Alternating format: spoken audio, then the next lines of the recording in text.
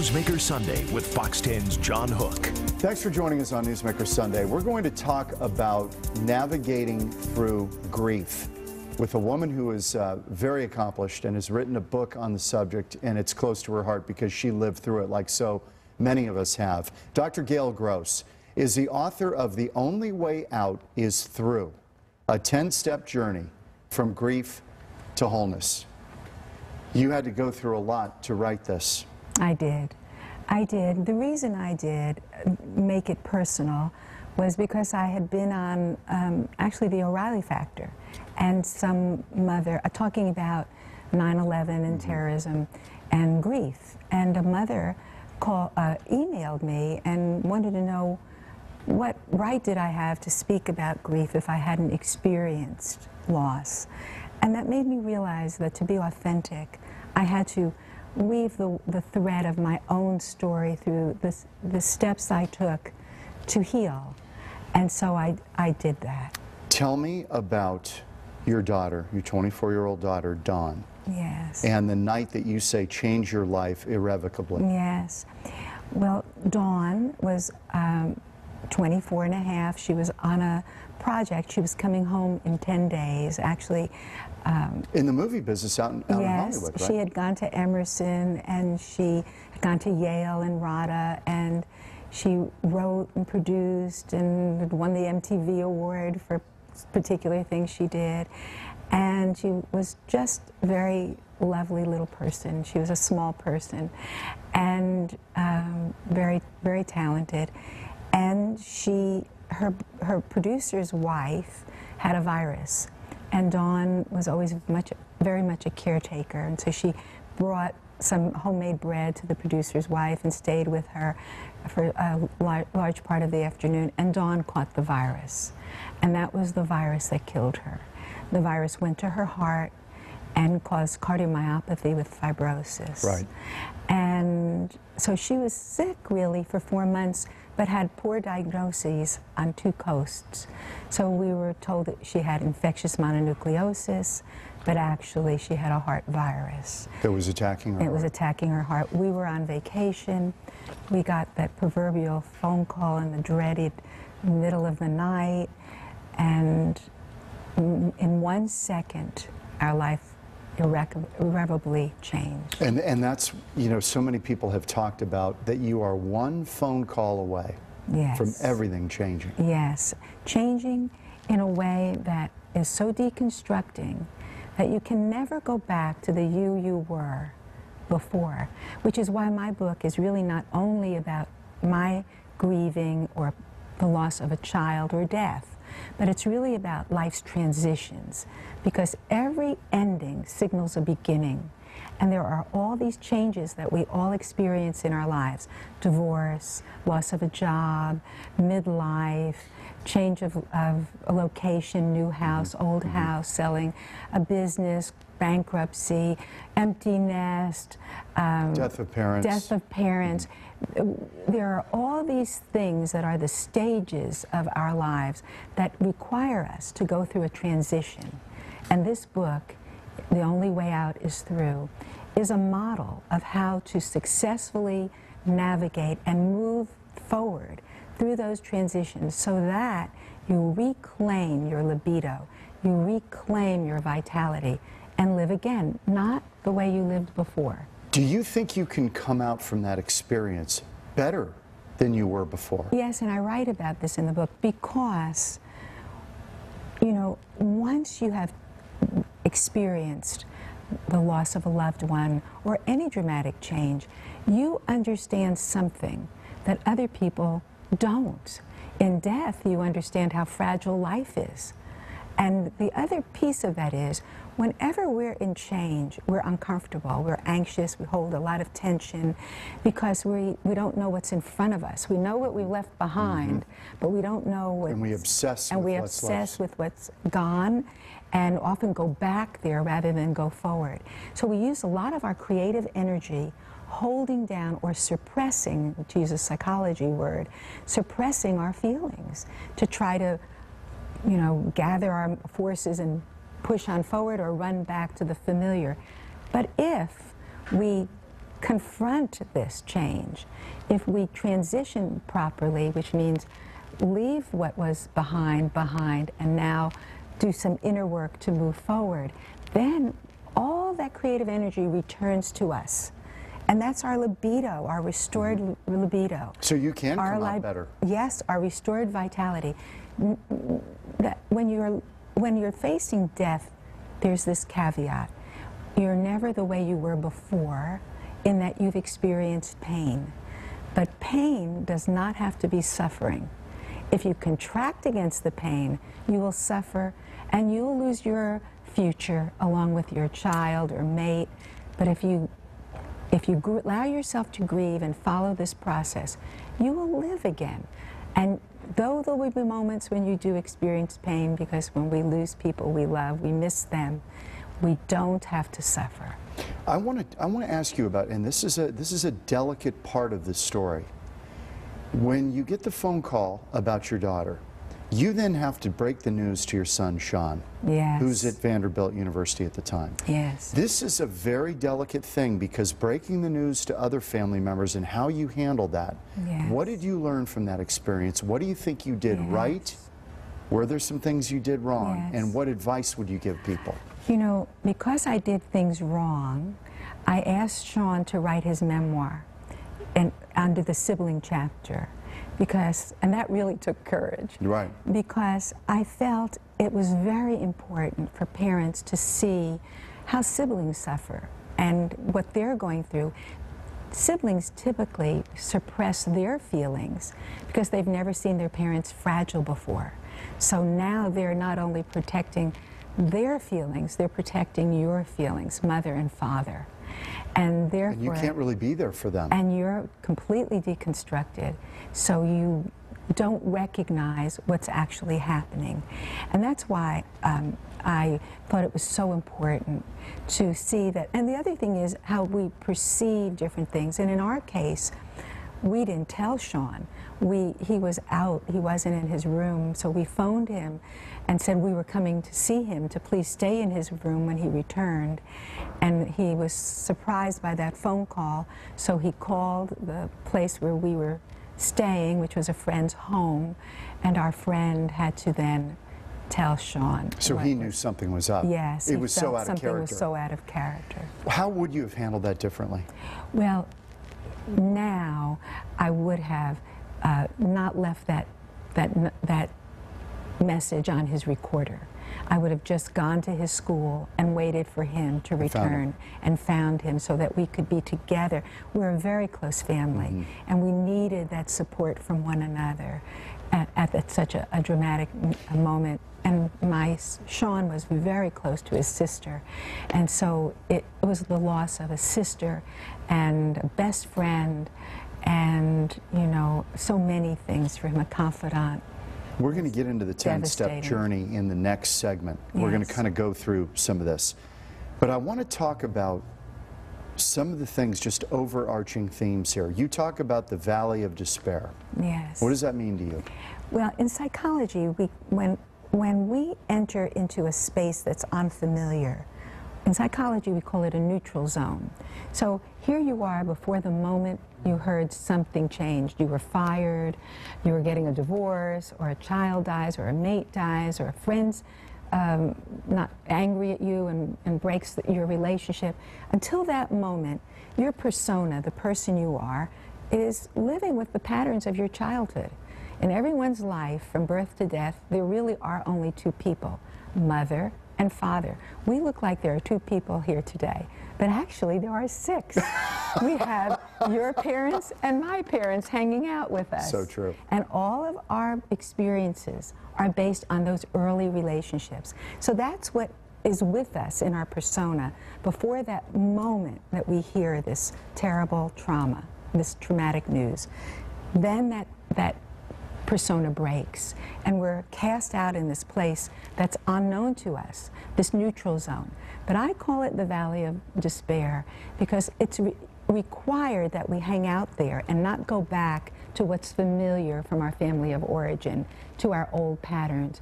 We're required really to leave that behind, that and ancient cultures had rituals to leave that behind, those paths, those patterns, and then hang out where there is nothing familiar, so we feel tense and anxious, no scaffolding that we know or recognize, no structures that we know, and do inner work, an inversion period of meditating, dream analysis, writing a history so we know what was meaningful to us in our lives. You have to confront your patterns head on in this valley of despair. Okay, in the confines of a marriage, though, this is very tricky because there are a lot of times when a couple loses a child, it ends in divorce. 80%. 80%? 80% of everyone who loses a child. Because in this valley of despair is really the disowned material of our life, the things that we've given up just to be socialized. Freud's great line, cost for civilization is neurosis. We've all had to give up pieces of ourselves to go along, to get along. That's what's in the valley of despair, our shadow material, all of our disowned pieces. And now we have to reclaim that to become whole. We have to unite that psychic split between our patterns in our psyche. Can you lean on your, do you lean on your spouse, or do some people like to do their alone thing to reconstruct? Or do they need the help of someone else? Your questions are brilliant. It's really a seamless approach because we are very different. Biology and neuroscience tells us that our brains are quite different. Together we make a whole, but independently, men compartmentalize. Because what were they? They were the protectors, and we're still operating emotionally off of our flight or fight, our primitive brain. I'm glad to hear you say that. We become very intellectual, but our emotions are still in that amygdala. They're still in that flight or fight. So the man feels he's the problem solver. He has got to solve this problem, but this problem cannot be solved. Boy, and the woman is sitting with her feelings. So he goes to work because he still has to provide for his family, and she may go to work too. But when he goes, he compartmentalizes. When she goes, she is with her feelings. And a woman really is with their feelings all day long. It's what makes us willing to sacrifice for our children, our mates. It's the hormones that we have that soften us until we lose them at midlife. So, and then we go and have careers. But until that period, we're sacrificing for our families and our children so that our species can go on biologically. So we grieve quite differently. And it's important to let each other have the process. It's important that you have your way, she has her way. Oh, really? So you would not recommend to just force this? You can't force this because you're both completely destroyed.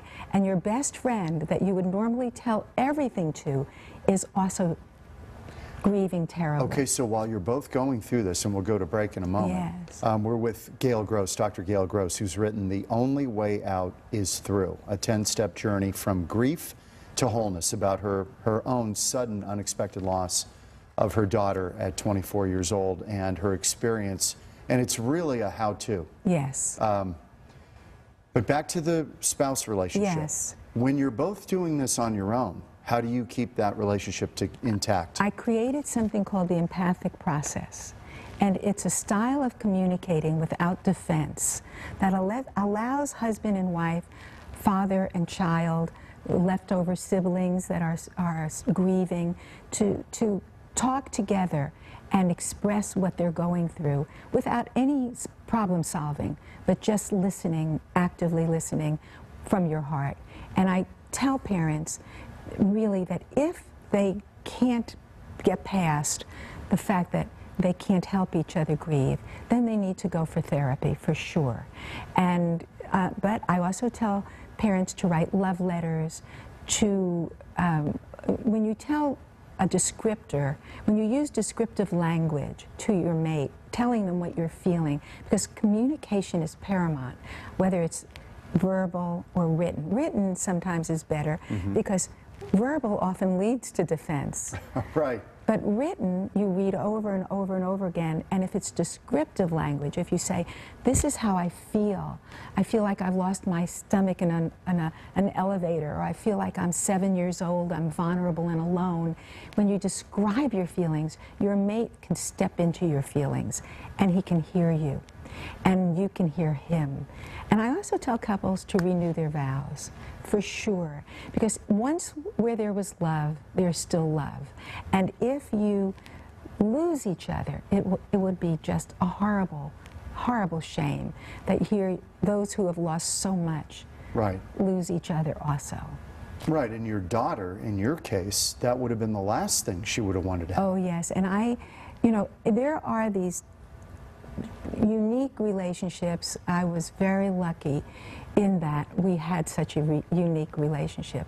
And I write about it in the book, where my husband was able to suspend his feelings for me.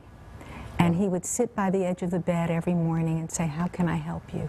How can I help you today? Wow. Ultimately, he sounds like a remarkable guy. He's a remarkable guy.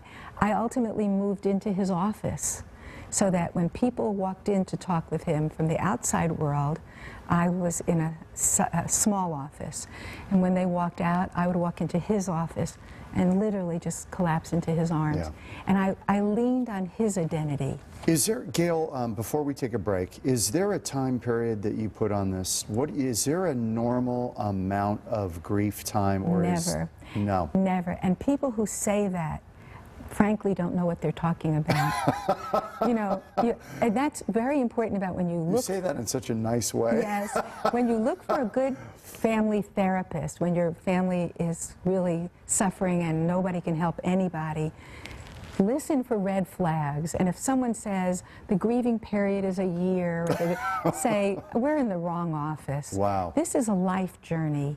It's a life journey. And everyone has their own style of grieving. So your style won't be my style won't be somebody else's. Mm-hmm. It's important to honor your own timetable, your own rhythm, your own ebb and flow. But the key is, and I almost called the book this, the key is to allow yourself to have your grief, because actually people who grieve can live again.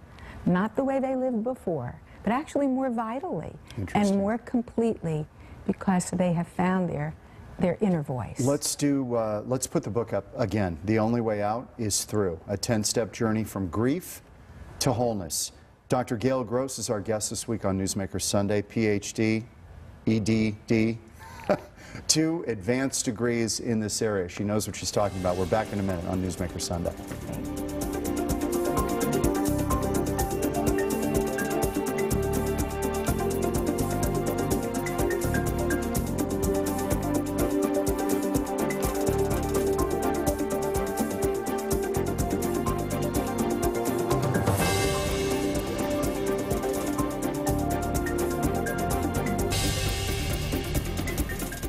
Gail Gross is our guest on Newsmaker Sunday. She has put out a really vital, important book.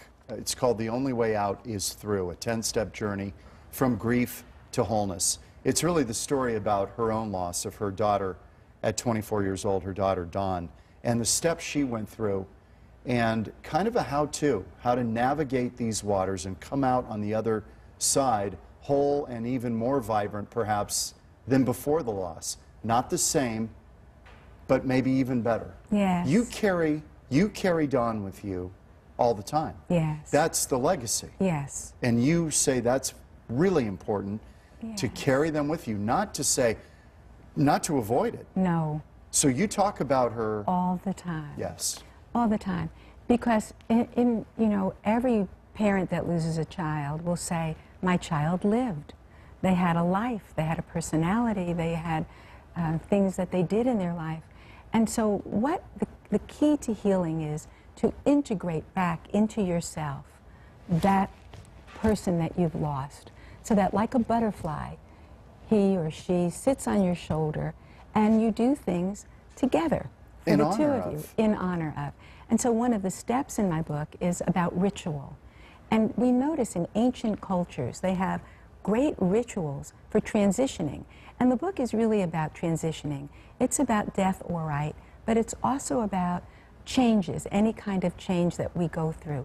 So, for example, in more primitive cultures, when a boy or a girl comes of age and is moving into adolescence, they have vision quests, and they have these rituals where, in the Emerald Forest, you know, the father says to the mother in that movie, say goodbye to your child, he will die. But when you see a person again that resembles this person who was your child, he will have a new name, he will have a new pattern. It's a rebirth. A rebirth, a renewal. A bar mitzvah or bat mitzvah, it's the same kind of thing, really. Yes, and also communion, and also confirmation. Sure. So our culture, it's just that our culture has lost what we say in Hawaii, the mana, or the energy of what these rituals were really about. And so it's important for us to create rituals so that a wall comes down that separates you from the patterns that were, so that you can go forward and unite the split within yourself of shadow and light with this disowned material. That renews your vitality and takes you forward into new patterns. But now they're conscious patterns, because now you've become conscious and you're not projecting out your feelings unconsciously, but deliberately choosing how you want to act in the world. That requires you to consciously integrate those feelings rather than suppress them. These 10 steps, we don't have time to go through all 10, but what in essence should people be prepared for when they go through this grief and rebirth, as we're really starting to call it? Well, in the beginning, if it's a death, or even if it's a divorce or a fight with your best friend and that relationship is over, because many times the unconscious will move us to an ending for a high-maintenance friend, for example, even though we're not ready for it. And then we think, what happened there? How did that happen? So when things that traumatize us happen, it's important to take care of our physical needs first, to be gentle to ourselves, to sleep and eat, and allow ourselves to have our feelings. If we want to go out, go out. If you want to stay in, stay in. And not to fight against your feelings. But it's important also not to give into addiction. Yeah, it's easy for addiction to come back at this time. Alcohol, or if you were a be. smoker, for example, if you ever smoked, you'll drive near 7-Eleven or whatever and go and buy a pack of cigarettes, because it reduces stress and you're completely stressed. So that's why in the inner, I call inner work, I talk about meditation. Meditation is one of the best ways to reduce stress. And it puts you into REM that it takes about an hour and a half to go into when you go to sleep at night, in about 15 minutes. So meditation, dream analysis, ways to access your own unconscious, writing a journal, keeping a dream journal, so that you can see in front of you how you feel, so you can't distract or bury your feelings. We take a break here with Gail Gross, Dr. Gail Gross, who's written the book, The Only Way Out is Through, a 10-step journey from grief to wholeness. We're back on Newsmaker Sunday. Some final moments after this. Final moments of Dr. Gail Gross, who's written a tremendous book called The Only Way Out is Through, a 10-step journey from grief to wholeness. We're going to put the book up at the end. You can get it on Amazon. That's the easiest way. What would you want people to leave this conversation and gain from this conversation today about death and really rebirth after that process? Yes. You know, I think the most important thing is that when we take back our disowned material, that's the vitality and fertility of our life. And that makes us whole, because if we give up part of ourselves unknowingly, then we're not complete. But when we deliberately bring back these things that we gave up consciously and find a place for them to live, then we don't have to project our behavior out onto other people, our guilt, our anger, our whatever. You know, it's the woman who constantly marries an alcoholic, or the woman who, or the fellow who marries somebody who is always controlling. These things are unconscious patterns from our family of origin. And once we recognize and acknowledge them, then we bring them to consciousness, and we don't have to project them out onto others. We own it. And that's when we get this energy back, and that's when we're vital again. Dr. Gail Gross, great to see you. Thank you. Thank you. Great so to have much. you on the program, and we'll see you next week on Newsmaker Sunday. The book is on Amazon. The Only Way Out is Through.